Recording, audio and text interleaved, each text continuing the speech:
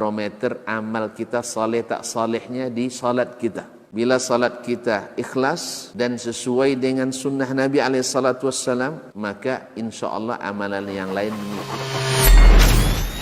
Ini aktivitas ini membantu saya di akhirat atau akan menyulitkan saya di akhirat? Kalau seandainya perbuatan itu ternyata akan menyulitkan kita di akhirat kelak, tinggalkan perbuatan itu. Anta ni'mal jund. Kamu adalah sebaik-baik prajurit. Coba lihat. Kamu adalah sebaik-baik prajurit. Maka tujuannya adalah menghancurkan kehidupan rumah tangga.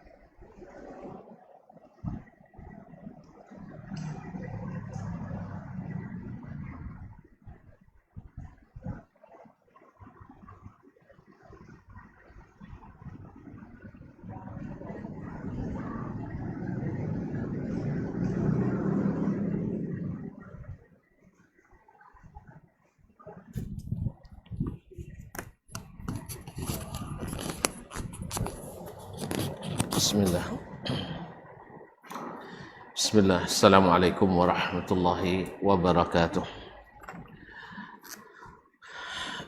Alhamdulillahi rabbil alamin, wal aqibatu lil muttaqin, wala udwana illa 'alal zalimin.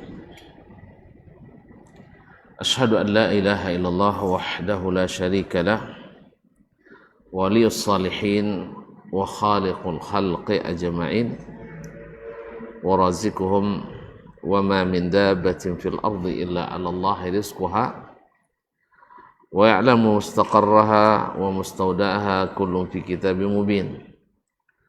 Wa asyhadu anna Muhammadan 'abduhu wa rasuluhu shadiqul amin, sallallahu alaihi wa ala alihi at-tayyibin wa azwajihi tahirati ummahatil mu'minin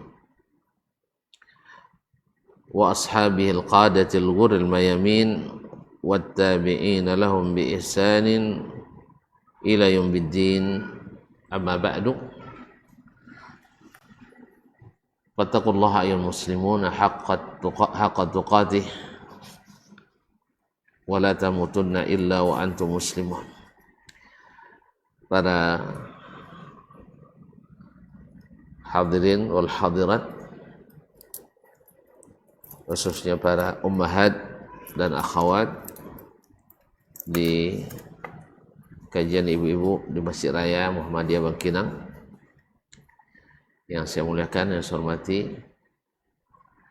Alhamdulillah, pada petang hari ini, di hari Jumat yang merupakan Sayyidul Ayyam, Allah izinkan kita sama-sama untuk menimba kebaikan melalui majlis Al-Adabul Mufrad lil Imam Al-Bukhari rahmatullahi alaih. Mudah-mudahan kedatangan kita diterima oleh Allah Subhanahu wa taala sebagai tanda syukur kita kepadanya, dan semoga apa yang kita harapkan menambah ilmu dan iman benar-benar kita dapatkan. Selanjutnya salawat dan salam kepada baginda Nabi alaihi salatu wassalam, yang kita datang pada hari ini untuk belajar satu persatu sunnah-sunnahnya melalui kitab Al-Adab Al-Mufrad yang ditulis oleh Imam Al-Bukhari rahmatullahi alaih. Para ummahat dan akhwat yang dirahmati Allah, para hadirin wal hadirat, para pemirsa melalui live streaming dimanapun berada,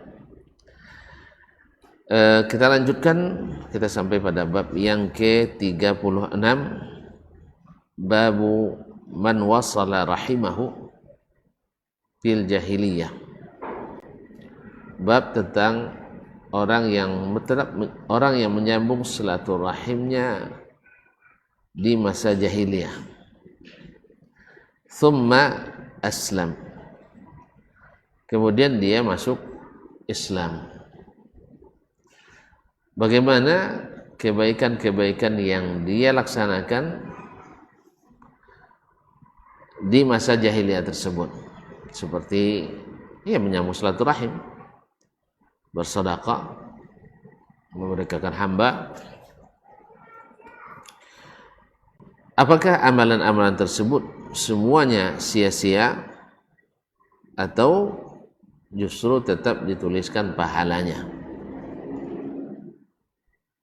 Bab ini tentu pertama sekali lagi menunjukkan betapa besarnya keutamaan menyambung silaturahim itu. Sampai-sampai dalam riwayat ini disebutkan bahwasanya menyambung silaturahim di masa jahiliyah saja, bila orang itu masuk Islam, Allah akan tetap hitung itu sebagai pahala dan kebaikan yang dituliskan karena dia masuk Islam. Padahal amal-amal yang lain misalnya yang mengharuskan atau amalia ibadah mahdha seperti ibadah ritual itu tidak dihitung karena memang tidak disyariatkan. Tetapi tentu saja yang amalia sosial yang sepanjang sejarah disyariatkan, seperti yang disebutkan dalam contoh atau dalam hadis yang berikut ini. Qala al-Imam Al-Bukhari rahimahullah, haddatsana Abul Yaman, telah menceritakan kepada kami hadis ini Abul Yaman, yaitu Al-Hakam ibn Nafi' Al-Bahrani. Al-Hakam ibn Nafi' Al-Bahrani qala akhbarana Shu'aib, telah menceritakan kepada kami Shu'aib, yaitu Shu'aib bin Abi Hamzah. Abi Hamzah namanya Dinar, jadi Shu'aib ibn Dinar Abi Hamzah Al-Umawi maulahum Al-Himsi. Al-Umawi maulahum Al-Himsi. Az-Zuhri, dari Az-Zuhri yaitu Muhammad ibn Muslim ibn Ubaidillah ibn Abdullah ibn Shihab. Az-Zuhri adalah imam besar hadis yang mendapat tugas dari Umar bin Abdul Aziz mengumpulkan hadis-hadis Nabi alaihissalatu wassalam secara besar-besaran. Di masanya berlaku kodifikasi, yaitu pengumpulan hadis-hadis Nabi alaihissalatu wassalam, dan dicatatkan. Qala akhbarani Urwah ibn Zubair, telah menceritakan kepadaku Urwah ibn Zubair, yaitu Urwah ibn Zubair ibn al-Awwam al-Asadi, salah satu dari fuqaha Madinah yang 7 di masa tabi'in. Anna Hakim ibn Hizam, bahwa Hakim ibn Hizam, yaitu Hakim ibn Hizam ibn Khuwailid al-Asadi, yaitu anak paman ibunda Khadijah radhiyallahu ta'ala anha. Beliau ini masuk Islam di Amul Fathi, di Fathu Makkah. Padahal beliau sudah ikut berperang melawan Nabi alaihissalatu wassalam di perang Badar dan perang lainnya, atau di perang Badar, sehingga beliau kalau bersumpah itu selalu mengucapkan wallazi najjani bi Badr, demi Allah yang telah menyelamatkanku di perang Badar. Artinya tidak termasuk yang mati konyol di barisan orang kafir waktu itu. Sampai akhirnya Allah berikan dia hidayah pada tahun ke-8 Hijriah, di saat Nabi alaihissalatu wassalam diizinkan Allah untuk membuka kembali kota Mekah, kembali ke pangkuan Islam dan iman. Beliau ini di masa jahiliyah seperti yang akan disebutkannya, annahu qala li Nabi sallallahu alaihi wasallam, dia berkata kepada Nabi alaihi salatu wassalam, atau bertanya, ara'aita umuran kuntu atahannathu biha bil jahiliyah, yani ata'abbadu biha bil jahiliyah, bagaimana menurutmu ya Rasulullah, ada beberapa perkara yang saya lakukan dalam rangka mendekatkan diri, dalam rangka berbuat kebaikan di masa jahiliyah, min silatin, seperti melakukan silaturahim, yaitu menyambung silaturahim, wa ataqatin, atau memerdekakan hamba, wa sadaqatin, dan sadaqah, fahal li fiha ajr, apakah itu tetap, apakah amalan yang saya lakukan di masa jahiliyah itu ada pahalanya untuk saya? Qala Hakim, Hakim mengatakan, qala Rasulullah sallallahu alaihi wasallam, Rasulullah sallallahu alaihi wasallam menjawab, aslamta ala ma salafa min khair. Aslamta ala ma salafa min khair, ala ma aslafta min khair. Hadis ini sahih, riwayat Imam Al-Bukhari dan Muslim. Dan Imam Al-Bukhari dan Muslim. Dalam hadis ini Hakim ibn Hizam ibn Khuwailid Al-Asadi datang bertanya kepada Nabi SAW setelah Islamnya. Dia di waktu belum masuk Islam terkenal orang yang suka memberi, menyambung silaturahim. Dia suka memberi pada keluarga dan juga pada seluruh masyarakat. Karena dia diberikan Allah SWT kekayaan dan kedermawanan sejak dari masa jahiliyah lagi. Dikabarkan atau disebutkan dalam riwayat, ketika dia masuk Islam umurnya 60 tahun. Masuk Islam umur 60 tahun dan ditambah lagi umurnya dalam Islam 60 tahun. Dia wafat umur 120 tahun.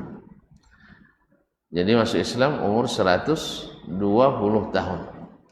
60 tahun dalam kekufuran, 60 tahun dalam keimanan. 60 tahun dalam kesyirikan, 60 tahun dalam ketauhidan. Subhanallah.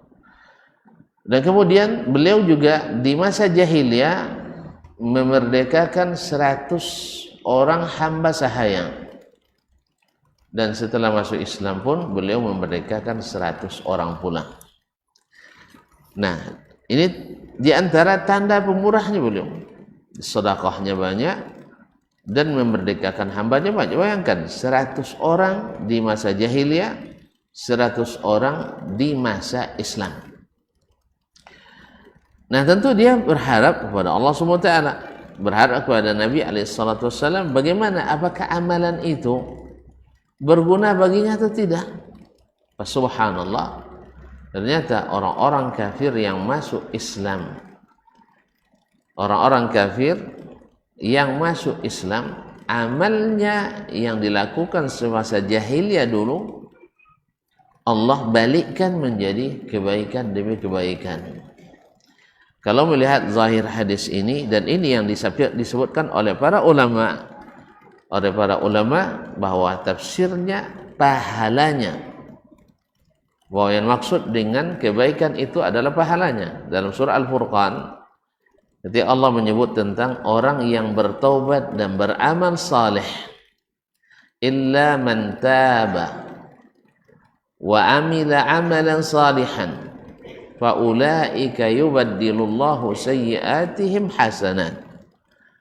Kecuali orang yang bertaubat kepada Allah Subhanahu wa taala, kemudian beramal saleh, faulaika yubaddilullahu sayyi'atihim hasanat. Mereka adalah orang-orang yang Allah gantikan seluruh keburukan yang pernah dilakukannya sebelum bertobat menjadi hasanat. Ini dikuatkan dengan hadis ini. Aslamta ala ma salafa min khairin. Aslamta ala ma salafa min khair. Kamu masuk Islam membawa kebaikan-kebaikan yang sebelumnya kau lakukan sebelum masuk Islam. Kita katakan pula kepada orang yang bertaubat dari dosa-dosanya, dulu pernah berbuat kebaikan, lalu kita katakan aslamta atau aslahta ala ma aslafta min khairin. Mudah-mudahan kamu berbuat saleh, membawa amalan-amalan yang dulu pernah kau lakukan sebelum masuk atau sebelum bertobat kepada Allah SWT. Karena taubat itu membuat seseorang seperti baru saja dilahirkan. Ya, orang yang bertaubat kepada Allah SWT seperti baru dilahirkan. Makanya ketika disebutkan orang yang pergi haji lalu bertobat di dalam hajinya itu tidak berbuat fasik, tidak berbuat rafas dan tidak berbuat jidal, maka dia kembali dari haji itu seperti baru dilahirkan dari rahim ibunya. Nah, Nabi SAW menunjukkan ketika ditanya, ya Rasulullah, ara'aita umuran kuntu atahannatsu biha. Bagaimana menurutmu dulu di masa aku belum masuk Islam, ada amalan-amalan yang aku lakukan seperti memerdekakan hamba atau bersedekah atau menyambung silaturahim. Apakah itu berguna? Apakah itu berpahala bagi saya? Maka Nabi SAW katakan, aslamta ala ma salafa min khair. Zahirnya pahalanya digantikan, tapi selama dia tidak dulu, enggak. Karena orang kafir amalannya tidak diterima walaupun baik.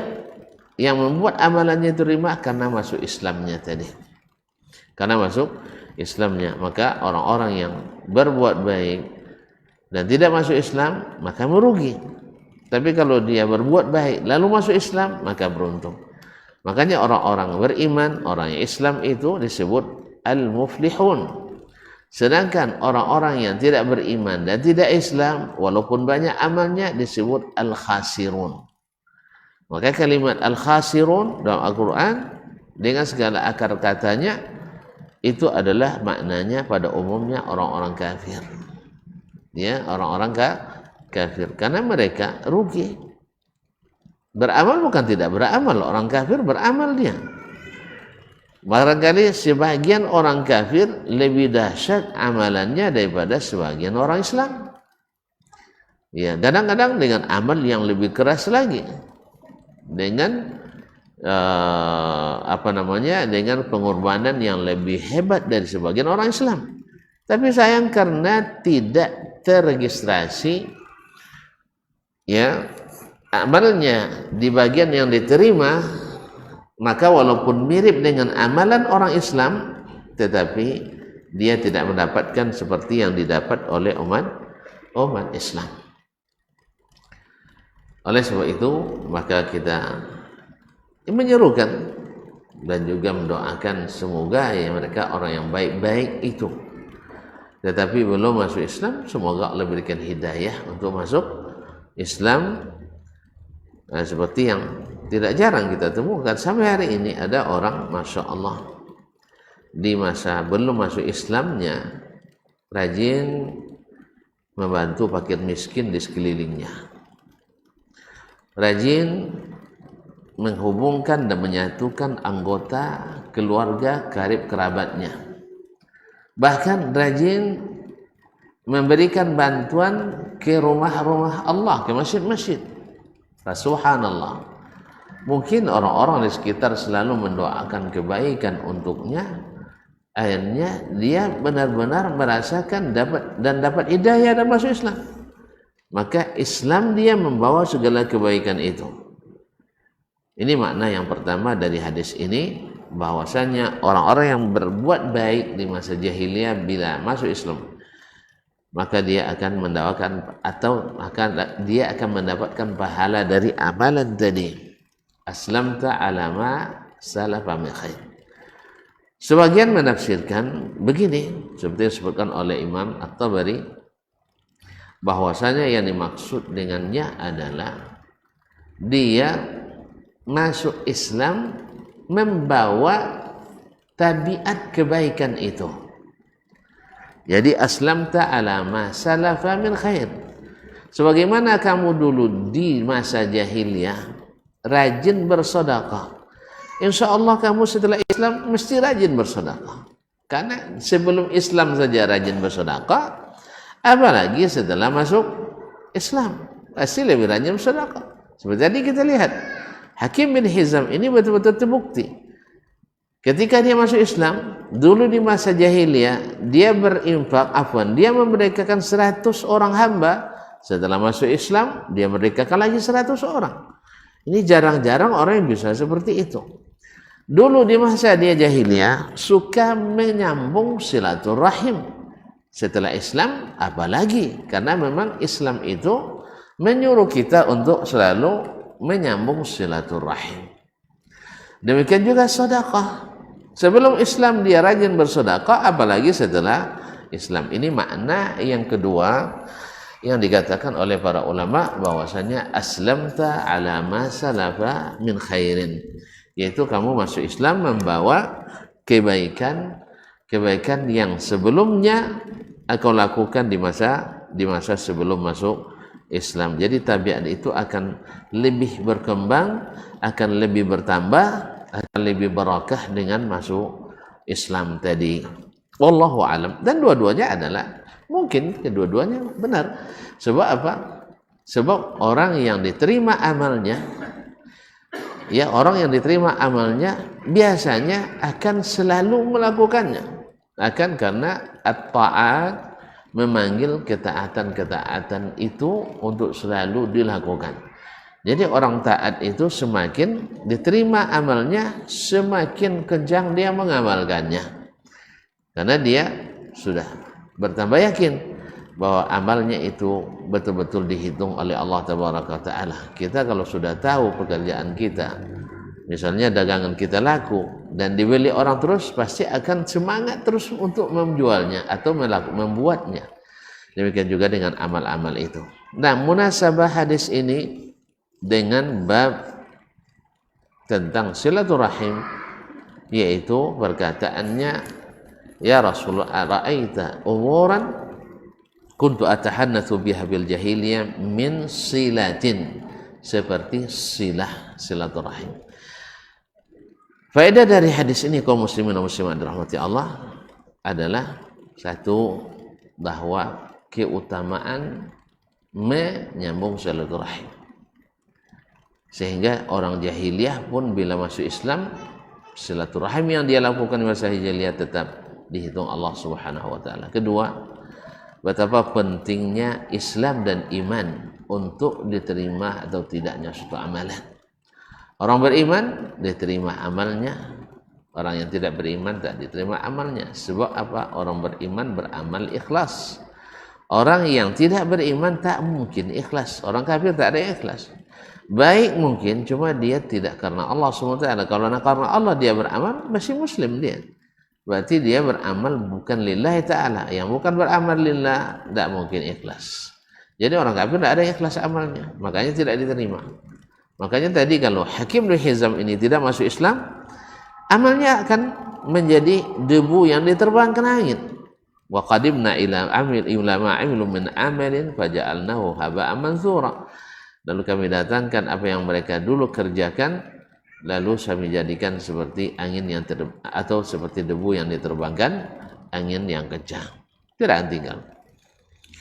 Kaum muslimin dan muslimat dirahmati Allah. Ketiga, bahwasanya amal yang merupakan tabiat Yaitu kebiasaan. Orang kan diberikan sifat dasar seperti itu. Apakah mendapat pahala bila dia teruskan dan kembangkan? Iya. Nah, iya. Seperti kisah Adi bin Hatim rahimahullah radhiyallahu anhu ketika sampai di depan Nabi, rombongan tanpa memperbaiki pakaiannya, memperbaiki tampilannya, mereka langsung berjumpa dengan Nabi alaihissalam penampilan badan. Tapi Adi bin Hatim dia bersiap dulu, mandi, ganti pakaian, tapi setelah itu baru bertemu dengan Nabi alaihissalam. Lalu ketika itu Nabi katakan, inna fika khaslataini yuhibbuhum Allah wa rasuluh. Kamu punya dua sifat yang dicintai oleh Allah dan Rasulnya. Apa itu? Al-hilmu wal-anat. Yaitu sikap santun dan tidak tergesa-gesa. Lalu Adi bin Hatim bertanya, ya Rasulullah, syai'un aktasibuhu ana am khuluqun jabalanillahu alaihi aw kama qala bal huwa jibillah aw bal huwa khuluqun jabalakallahu alaihi aw kama qala sallallahu alaihi wasallam. Ya Rasulullah, itu karena usaha saya kah atau karena itu adalah tabiat yang Allah ciptakan pada diri saya? Kata Nabi, bal huwa sifatun khalaqakallahu alaiha wa kama qala, akan tetapi dia ada sifat di mana Allah sendiri yang menciptakan sifat itu pada dirimu. Maka dia mengucapkan alhamdulillahillazi jabalani alaiha. Alhamdulillahillazi jabalani alaiha. Segala puji bagi Allah yang telah memberikan tabiat itu kepadaku. Jadi tabiat baik, Allah yang ciptakan, kita yang dapat kebaikannya dan diberikan pahala oleh Allah Tabaraka wa Ta'ala. Dulu kan Hakim bin Hizam sebelum masuk Islam, motivasinya memang tabiatnya memang seperti itu. Kalau dia dapat harta itu tidak nyaman kalau dia tidak berbagi, tidak nyaman kalau keluarganya tidak dapat bagian, tidak nyaman kalau dia tidak bersedekah, tidak nyaman kalau dia tidak memerdekakan hamba. Maka tadi dicatat, sebelum Islam saja dia berbuat, tentu setelah Islam pasti akan lebih taat. Itu yang terjadi seperti yang dikatakan oleh Nabi, aslamta ala ma aslabta min khair. 60 hamba di masa jahiliyah dan 60 di masa Islam. Hidup 60 tahun, 100 hamba sahaya di masa jahiliyah dan 100 di masa Islam. Hidup 60 tahun di masa jahiliyah dan hidup pula 60 tahun di masa Islam. Radhiyallahu anhu wa an sa'iris sahabatil kiram. Kita lanjutkan para ibu dan para ummahat yang dirahmati Allah SWT ke bab yang ke-37. Qala babu silati dzirrahimil musyrik wal hadiyah.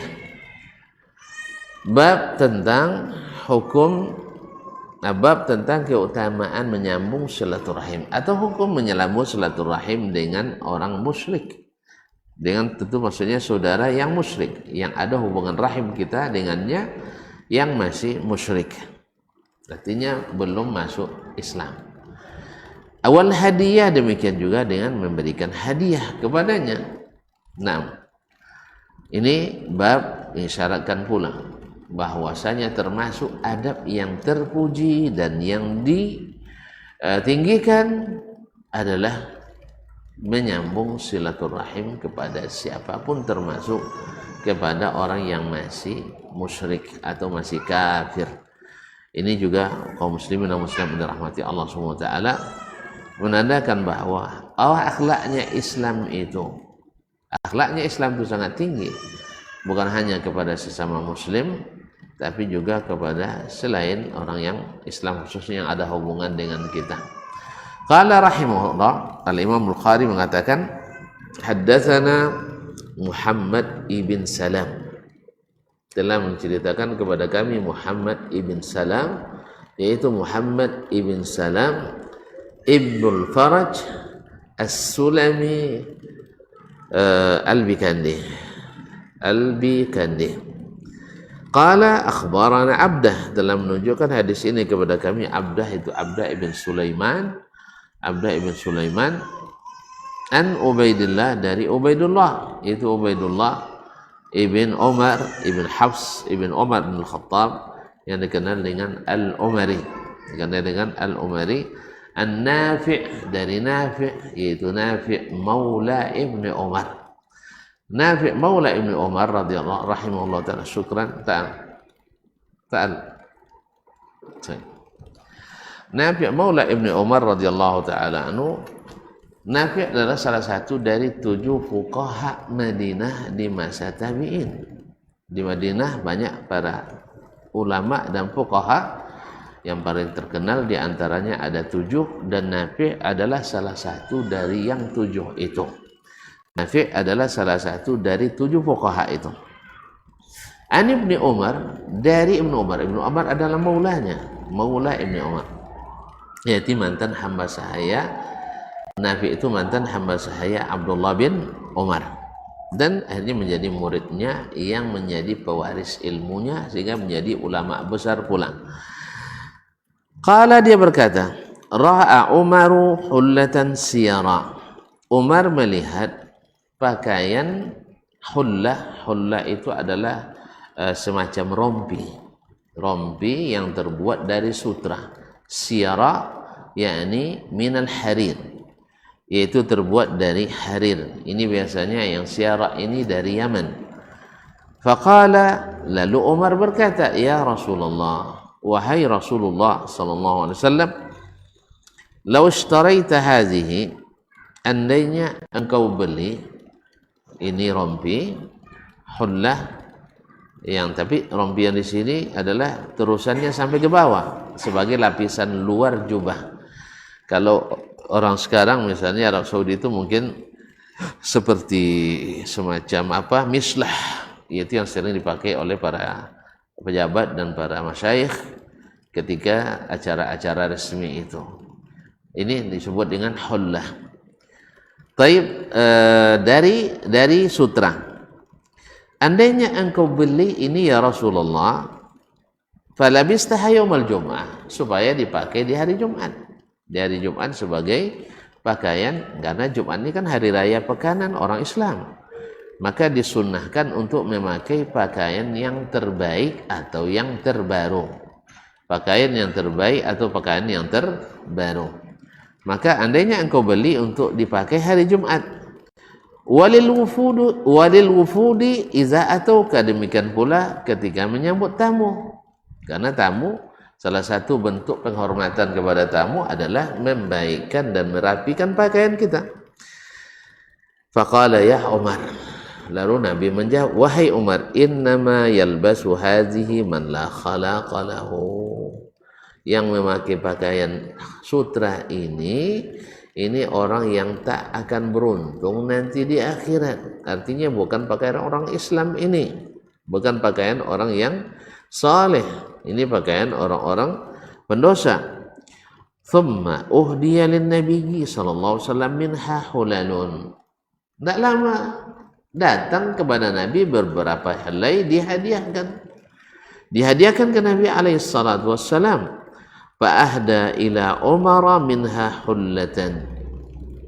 Lalu dapat hadiah itu teringat oleh Nabi Umar, lalu dihadiahkan olehnya kepadanya satu helai.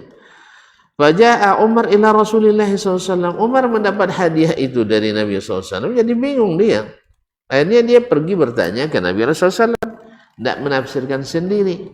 Maka datang ke Rasulullah SAW, faqala ya Rasulullah, wahai Rasulullah, ba'athta ilayya hadhihi, kenapa engkau kirim ini hadiah untukku, pakaian ini, karena ada sutranya.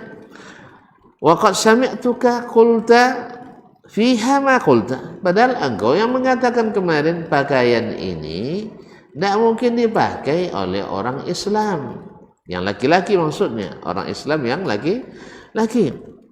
Qala, dia berkata, Nabi jawab, inni lam uhdiha laka litalbasaha. Umar, ini saya hadiahkan untukmu, bukan untuk kamu pakai. innama ahdaituha ilaika litabi'aha aw litaksuha, bahwasanya ini saya hadiahkan kepadamu untuk kamu jual, karena lumayan harganya mahal, karena sutra itu mahal, itu kamu jual, au litaksuha, atau engkau berikan kepada orang yang boleh memakainya, engkau berikan kepada orang yang boleh memakainya. Fa ahdaha Umaru li akhin lahu min ummihi musyrik, lalu Umar hadiahkan untuk saudaranya yang seibu yang belum masuk Islam, yang masih musyrik. Ma'asyiral kiram al-karimat, akhwatil karimat wal akhawatil fudlayat wal ummahatil fudlayat, rahimahullah. Hadis ini sahih Bukhari dan sahih Muslim. Nah, hadis ini mengandung beberapa hukum, tapi yang menjadi titik poin di sini adalah Umar menghadiahkannya kepada saudaranya yang masih musyrik. Tujuannya apa? Adalah untuk menjalin silaturahim. Nah, orang kan membayangkan seperti yang sering difitnahkan, bila dihukum kafir otomatis langsung perang. Bukan. Nah, ini yang sekarang keliru, bahwa orang kafir kan tidak otomatis harus berperang. Allah membagi, Nabi SAW membagi mereka menjadi 4 bagian, yaitu satu, kafirnya kafir zimmi, yang kedua kafir harbi, yang ketiga kafir mu'ahad, yang keempat adalah musta'man, yaitu yang boleh diperangi itu adalah yang satu, yaitu al-harbi. Nah, bahkan yang harbi sendiri, boleh enggak kita punya saudara untuk melakukan silaturahim dengannya? Nah, ini contohnya. Dia adalah dari kalangan orang-orang yang ada di Makkah, dan orang Quraisy senantiasa memerangi Nabi alaihi salatu wassalam. Tetapi apakah Nabi melarang berbuat baik kepadanya dengan saudara silaturahim? Tidak. Tetap silaturahim itu dijalin dan disambung olehnya. Karena apa? Ada beberapa keuntungan yang didapat. Satu, bahwasanya kita dengan silaturahim itu berharap saudara kita yang belum masuk Islam mudah-mudahan masuk Islam. Dua, untuk menengokkan kepadanya kemuliaan akhlak seorang muslim.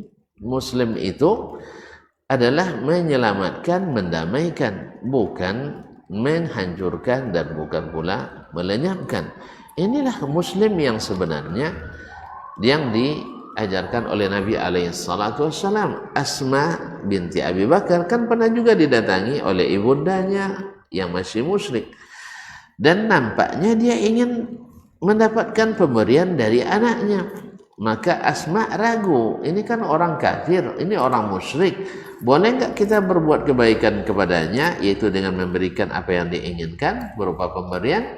Maka Nabi alaihi salatu wassalam mengatakan siliha, boleh untuk diberikan atau boleh disambung silaturahim dengan saling memberi di antara sesama kerabat atau al-arham, walaupun sebagiannya belum masuk Islam.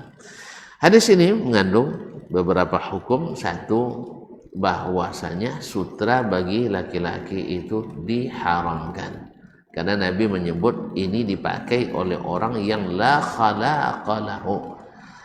Itulah khalaqa lahu itu adalah untuk orang yang kafir, orang yang, makanya Umar memahami dari situ sehingga dihadiahkannya kepada saudaranya yang masih kafir.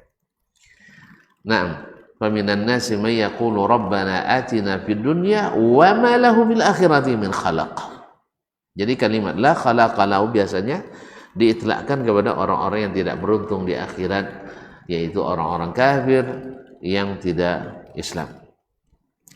Yang kedua, bahwasanya disunahkan untuk hari Jumat atau menyambut tamu seseorang dengan pakaian yang representatif, pakaian yang baik dan bagus. Tidak ada yang baru, maka yang terbaik yang dimiliki dan paling rapi. Karena hari raya itu menunjukkan kegembiraan, bukan menunjukkan kelusuhan. Demikian juga di depan tamu, apalagi tamu yang diharapkan kita mendakwahinya. Tentu pasti harus disesuaikan dengan keadaan supaya dia tertarik untuk mengikuti dakwah kita. Kalau kita mendakwahinya dengan pakaian yang lusuh, apalagi dia orang-orang yang apalagi utusan ini biasanya orang-orang yang pejabat-pejabat penting, maka disunahkan juga untuk berhadapan dengan pakaian menyesuaikan, dan itu tidak berlebihan. Makanya ketika dalam acara-acara resmi kadang dianjurkan untuk memakai pakaian yang menyesuaikan dengan catatan tetap menjaga syar'inya pakaian kita. Tidak ada pakaian yang tidak syar'i. Nah, karena di situ disebutkan untuk pakai hari Jumat atau menyambut tamu. Yang ketiga, bahwasanya pakaian yang tidak diharamkan secara mutlak, haram bagi sebagian, halal bagi sebagian, maka itu boleh dibeli atau diperjualbelikan. Berbeda dengan yang haram secara mutlak. Misalnya khamar itu diharamkan Allah meminumnya dan memakannya, maka haram menjual dan menghadiahkannya. Atau misalnya alat-alat musik. Alat musik itu Allah haramkan memainkannya, maka diharamkan untuk dihadiahkan, diharamkan karena tidak dihalalkan untuk sebagian orang. Tapi kalau sutra haram bagi laki-laki, halal bagi kaum wanita, atau halal bagi orang-orang yang tidak Islam. Emas dan perak haram laki-laki memakainya, tetapi boleh dipakai oleh kaum wanita, maka boleh dijual dan boleh dibeli dan dihadiahkan. Makanya beda itu. Makanya ketika ulama memfatwakan alat musik tak boleh diwariskan, tak boleh dibeli, tak boleh dijual, tidak boleh dihibahkan, tak boleh dihadiahkan, tak boleh disedekahkan, tak boleh diwakafkan. Lalu apa? Lalu dilenyapkan. Demikian Imam An-Nawawi rahimahullah ta'ala menukil ijma' dalam masalah itu. Makanya beda. Tapi kalau sutra tidak, memang haram bagi laki-laki muslim, tapi halal bagi perempuan muslimah, atau boleh dipakai oleh orang kafir, maka boleh dijual dan boleh dibeli, boleh dihadiahkan. Ma'asyarul kiram yang dirahmati Allah SWT. Yang keempat atau yang kelima, bahwa berpenampilan baik atau indah itu tidak termasuk sifat sombong dan angkuh. Ya, ketika Nabi SAW mengatakan la yadkhulul jannah man kana fi qalbihi mithqalu dzarratin min kibr, tak masuk surga orang yang ada kesombongan sebesar zarah dalam hatinya. Lalu datang seorang laki-laki, ya Rasulullah, inni uhibbu ayyakuna thawbi hasanan wa na'li hasanatan. Ya Rasulullah, saya ingin pakaian saya bagus, saya ingin saya bagus. Qala, itu tidak masuk. Innallaha jamilun yuhibbul jamal. Allah itu indah dan menyukai keindahan. Maka di sini hadis ini juga menunjukkan akan perlunya penampilan yang bagus, khususnya di hari Jumat. Kemudian yang keenam, disyariatkan saling memberi hadiah walaupun dengan hadiah yang mahal. Ya, baik hadiah diberikan oleh di dalam hal ini kalau dikatakan Nabi sebagai atasannya Umar, Nabi sebagai gurunya Umar, maka boleh saling memberikan hadiah. Bahkan itu adalah tahadau tahabbuh, saling memberi hadiahlah, nanti kalian saling mencintai. Maka boleh menerima hadiah dari siapapun selama tidak berkaitan dengan pekerjaan yang kita di situ mendapatkan penghasilan. Ma'asyiral akhawat wal ummahat yang dirahmati Allah Subhanahu wa taala. Yang ketujuh, hadiah boleh dihadiahkan lagi. Hadiah boleh dihadiahkan lagi. Kalau kita misalnya dalam satu majelis diberi orang hadiah, lalu kita tidak membutuhkan, atau ada orang lain yang perlu kita hargai dan apresiasi, boleh dihadiahkan. Ada kisah yang Masya Allah terjadi dengan Syekh Muhammad bin Salih Al-Utsaimin rahimallahu rahmatan wasi'ah. Beliau datang kepadanya muridnya yang mengundang beliau untuk hadir di pernikahannya. Dan biasanya di sana orang menikah di malam hari. Lalu dia mengundang Syekh, saya ingin Syekh nanti malam itu hadir di pernikahan saya di tempat itu. Lalu saya melihat jadwalnya, waduh, saya tidak bisa, saya ada janji di malam itu. Dia tetap memohon, tapi gimana lagi? Saya sudah terlanjur berjanji. Akhirnya dalam keadaan seperti itu, tiba-tiba datang utusan seorang yang kaya mengantarkan mobil baru kepada Syekh rahimahullah taala. Mobil di sana kan bagus-bagus. Mobil Camry yang masih plastik gitu, yang masih belum buka plastiknya. Lalu diserahkan ke Syekh, ini majikan saya nitip mobil itu, ditunjukkan mobilnya masih baru ke Syekh, untuk Syekh pakai kemana-mana untuk keperluan sehari-hari. Kata Syekh, saya tidak butuh mobil saya masih ada. Nah, mobil saya masih bagus, saya tidak. Kata orang itu, majikan saya bilang saya tidak boleh pulang bawa mobil ini, harus saya tinggalkan. Akhirnya Syekh bilang, begitu kata majikan, iya. Kalau begitu, nah saya terima mobilnya, lalu dihadiahkannya kepada muridnya yang mau menikah itu. Ini hadiah saya, mudah-mudahan berkah, dan mohon maaf saya tak bisa hadir. Masya Allah, ini juga tanda bahwa memberi hadiah bagi yang nikah itu tidak dilarang.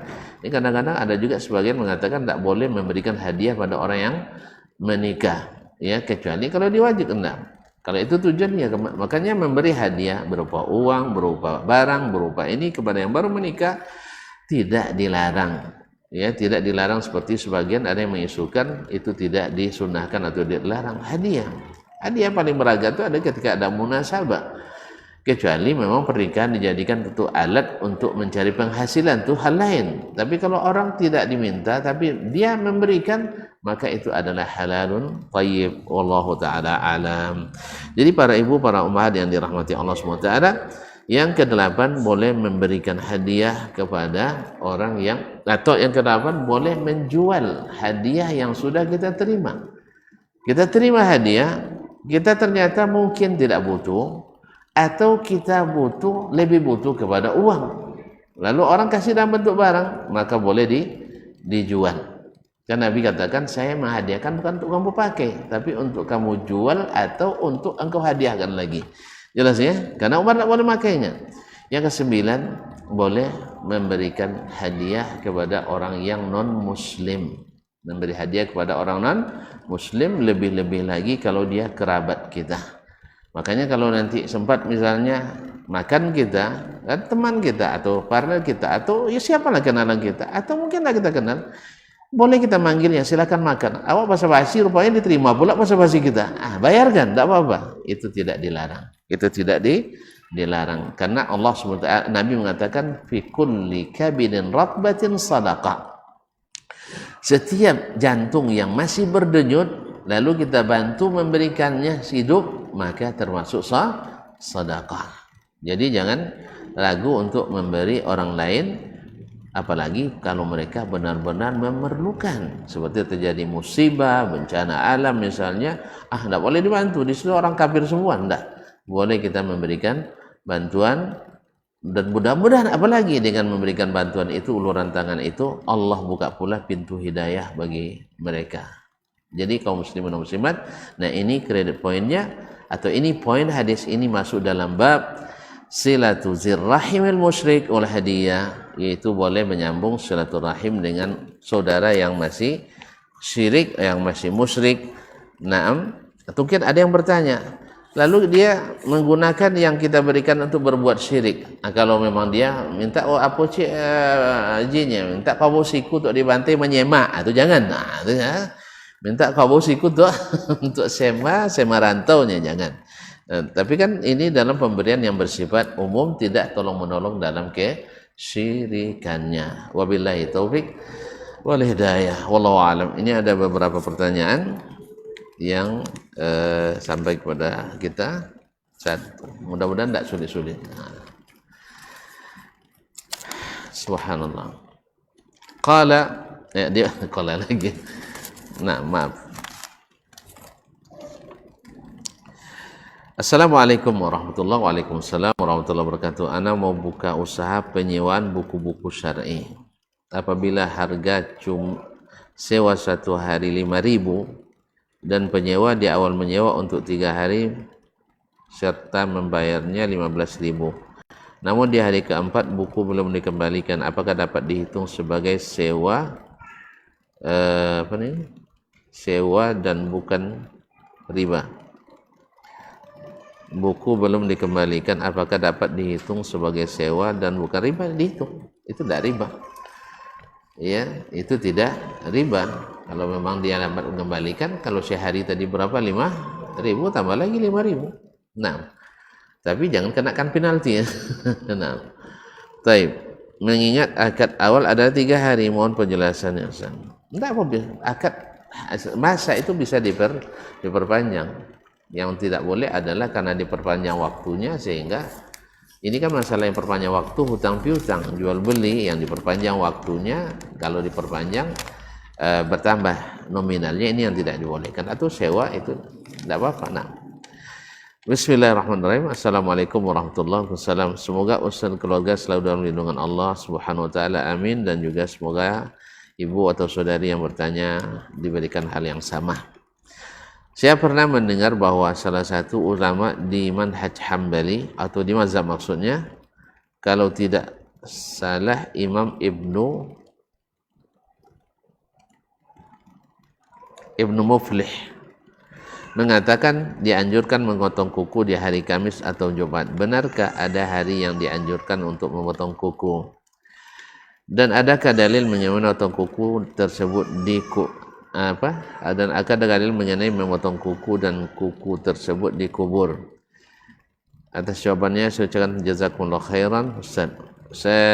Kalau ditanya dalilnya tentang fadilat memotong kuku di hari Kamis atau Jumat, memang ada seperti yang disebutkan oleh Imam Al-Ghazali dalam Ihya Ulumuddin, tapi riwayatnya tidak bersanad.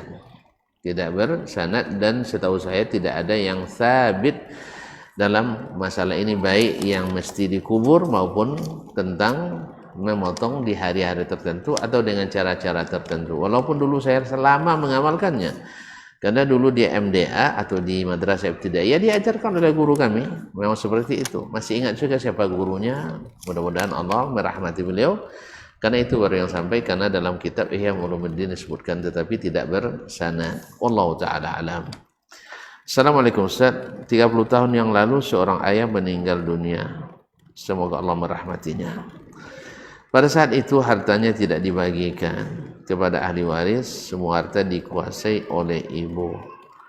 Hartanya sudah bertambah dikelola oleh ibu. Saat ini ada salah seorang dari anaknya minta harta ayah dibagikan. Bagaimana keadaan seperti ini Ustaz? Kaum muslimin dan muslimat dirahmati Allah, warisan itu wasiat Allah. Warisan itu wasiat Allah. Andainya sang ayah tadi meninggal dengan berwasiat, saya yakin tak ada ahli waris yang tidak akan menunaikannya segera. Pasti kita akan bersegera menunaikannya. Apa sebab? Kita takut. Karena itu kewajiban syar'i. Wasiat itu wajib. Padahal membagikan harta warisan sesuai dengan faraid yang telah ditentukan itu wasiat Allah.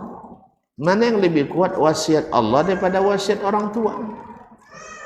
Ya, di awal ayat yusikumullah fi auladikum lidzakari mithlu hadzil unthayain.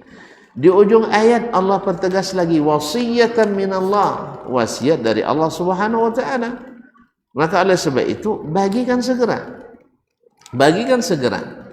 Soal nanti misalnya ibu kita masih hidup, sepakat pula tuan-tuan nanti dan puan-puan lepas itu, mak masih hidup, kita serahkanlah bagian kita semua kepada mak, itu sah saja. Tapi sudah jelas, bukan sebelum dibagi lo katakan dah ini itu namanya hilah. Hilah itu dilarang dalam Islam, dilarang. Jadi bukan menghindari perintah Allah. Laksanakan perintah Allah itu. Selepas itu nak menjual silakan, nak menghadiahkan silakan, nak menghibahkan silakan, nak berikan kepada orang tua kita, ibu yang masih hidup silakan. Nah, jadi pertanyaan, gimana kalau sekarang nak minta bagi? Itu kadang sulit memang. Tapi kalau memang ini adalah perintah Allah, ya harus dilakukan. Supaya kembali hak kepada yang berhak. Jangan termakan hak yang bukan hak kita. Itu harta bukan hak ibu semuanya. Ada hak anak, walaupun anak ibu berhak untuk minta kepada ibu berhak minta kepada anaknya, tetapi harus diselesaikan. Wallahu taala alam. Assalamualaikum warahmatullahi wabarakatuh. Hampir semua teman-teman anak adalah pedagang. Masya Allah, mubarak. Apakah ada keutamaan belanja dan membeli dagangan teman-teman? Pastilah, pastilah. Ya, akan mempererat hubungan kita. Yang kedua, kita akan lebih nyaman karena teman mudah-mudahan lebih amanah daripada yang lain. Kalau barang rusak dia akan sebutkan, kadaluarsa dia sebutkan. Kalau misalnya salah dalam berikan, dia siap untuk mengembalikan. Dan biasanya harga lebih miring. Cuman miringnya kata bikin kita wonggen kadang. Ikut harga sesama awak kayaknya. Ya. Rupanya ke awak biasa 50 ke orang lain 120-nya, aduh juga memang sesama awak tu harga saudara katanya. Ya, jadi kadang banyak loh dek ke saudara pada nan harga asli itu. Kalau gitu kalau udah tahu enggak. Tapi kalau umumnya ya semakin memberikan kepada yang terdekat dengan kita itu bagus sekali. Mengingat sekarang tren zaman belanja online yang harganya di marketplace seperti Shopee dan lain-lain luar biasa murah, bahkan terkesan tidak masuk akal, bahkan gratis ongkir. Ada yang mengilustrasikan barang ketika diorder seperti masih gadis, tapi setelah sampai tiba-tiba ada keriput. Itulah lebih kurang. Ya, kadang-kadang di iklannya bagus, pas sampainya tidak sesuai dengan ekspektasi kita. Makanya murah sedikit, murah belum tentu barakah. Mungkin lebih baik ya kadang-kadang kita melebihkan untuk saudara itu, tapi subhanallah barakah. Dan ini teruji. Bapak dan Ibu yang muliakan, ketika kita berniat membantu saudara kita dengan saudara kita lebihkan harga untuknya dibanding dengan orang lain, ternyata Allah sangat mudah baginya untuk memberkahi dan menambah harta kita. Wallahu a'lam. Bahkan terkesan tidak masuk akal, bahkan gratis ongkir. Mohon pencerahannya Ustaz. Jazakallahu khairan. Sudah saya jelaskan tadi. Wallahu ta'ala waliyut taufiq.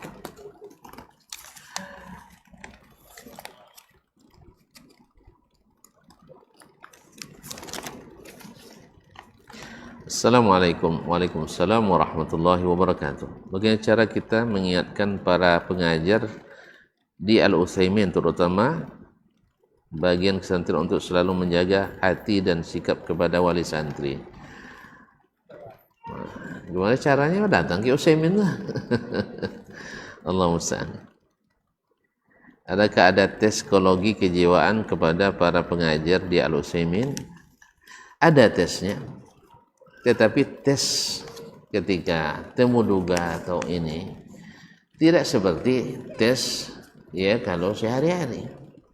Karena memang wallahu musta'an, manusia itu kadang-kadang di waktu diberikan tes bagus penampilannya. Saya ingat ada teman nak masuk S2, tes nahu, dibacanya bab tertentu, berdoa kepada Allah SWT, lulus dia. Itu yang dihafal, itu yang ditanya semuanya oleh penguji, lulus gitu. Nah, pas keteternya ketika masuk bab-bab yang lain. Mungkin ini sebagian dari kelemahan hasil tes yang seperti kita hari ini, instan.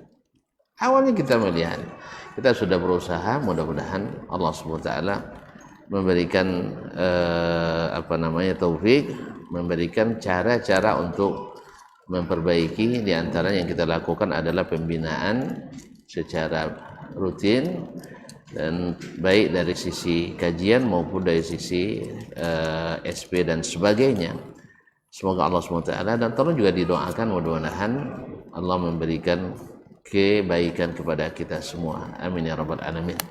Dan perkara seperti ini di mana-mana lembaga akan kita temukan. Alhamdulillah saya sudah berinteraksi dengan banyak sekali para pengelola baik pesantren maupun sekolah. Hal-hal yang sama itu di mana-mana ada. Cuman masalahnya ringan atau beratnya, vulgar atau tidak vulgarnya. Itu yang terjadi. Doakan mudah-mudahan Allah berikan kebaikan dan kemudahan untuk memperbaiki. Wallahul musta'an wa alaihi tuklan. Terima kasih atas masukan yang diberikan. Wabillahi taufiq wal hidayah. Wa subhanakallah bihamdik asyhadu an la ilaha illa anta astaghfiruka wa atubu ilaik.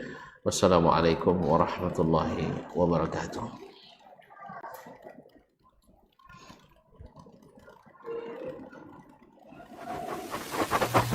Barometer amal kita saleh tak salehnya di salat kita. Bila salat kita ikhlas dan sesuai dengan sunnah Nabi SAW, maka insya Allah amalan yang lain.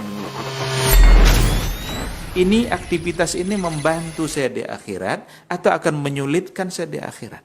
Kalau seandainya perbuatan itu ternyata akan menyulitkan kita di akhirat kelak, tinggalkan perbuatan itu.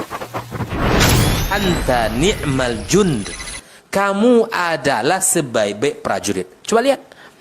Kamu adalah sebaik-baik prajurit. Maka tujuannya adalah menghancurkan kehidupan rumah tangga.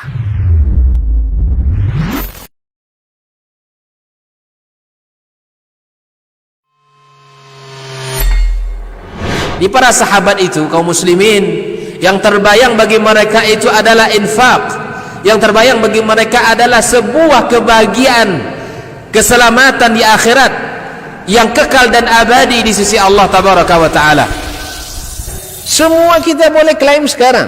Kamu cinta Nabi? Cinta Ustaz. Cinta Nabi? Cinta Ustaz. Termasuk saya.